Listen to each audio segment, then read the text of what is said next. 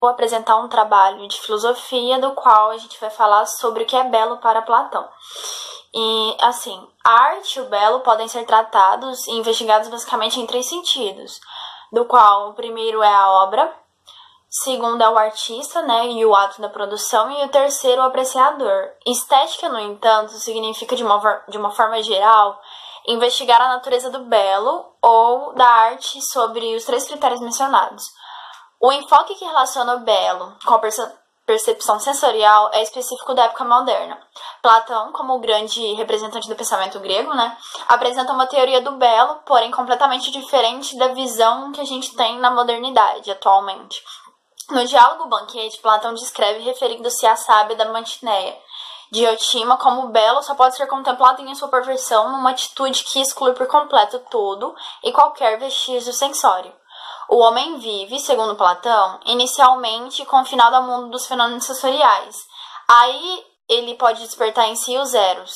O amor, inicialmente apenas voltado para o belo manifesto, num determinado corpo, e ele progride na medida em que consegue se convencer que o belo num corpo é o mesmo em todos os corpos. Então, essa é a ideia de Platão, que o belo é o mesmo belo em todos os corpos. Quando a pessoa aprende a enxergar o belo não só através da aparência física, mas na alma e nas instituições, ela consegue atingir um grau de sublimação da contemplação daquilo que é belo.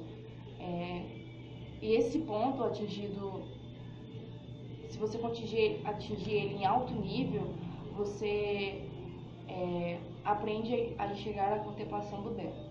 Mas essa ideia pura, ela só é colocada para aquele que é purificado e liberto do mundo sensorial. Através da dignidade e capacidade, você encontra o universal do belo. O auge da contemplação do belo é a pura essência, que consiste que todos os objetos particulares sejam um pálido reflexo da beleza. E esse ponto é o auge do universal do belo. A teoria do belo de Platão não se volta para a aparência sensorial. Baseia-se, ao contrário, em sua superação. O belo é visto como algo divino e não como algo fisicamente manifesto. Portanto, Platão não dá importância à arte, pois essa cria objetos do mundo manifesto. Considera-se até mesmo nociva por desviar o olhar do homem da verdadeira essência das coisas. O belo, em sua essência, só pode ser objeto da filosofia, dado que essa se propõe a contemplar o mundo em essência ideal. A visão platônica, para além da questão de sua correção ou falsidade, pode ser também considerada como expressão de uma determinada postura de consciência frente ao mundo.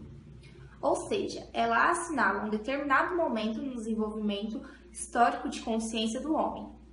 Platão representa uma forma de consciência que ainda não consegue ver o valor e a importância do mundo passageiro. Vive predominantemente numa aspiração voltada ao eterno, numa pretensão de se resguardar das perturbações do mundo efêmero, por não se sentir capaz de lhe dar um sentido.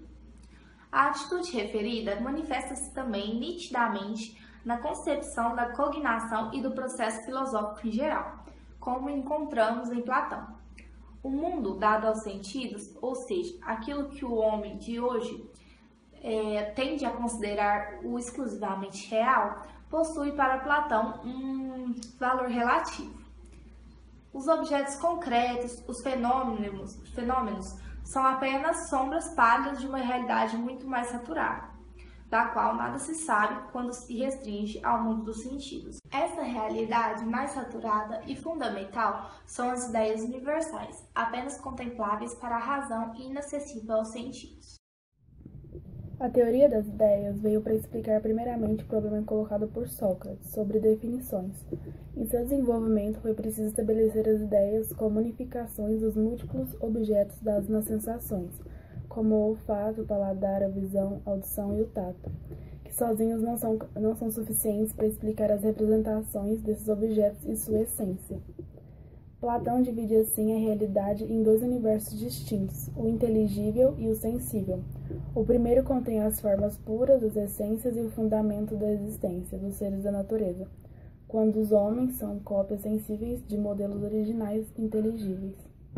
É a partir disso que Platão faz sua crítica à arte.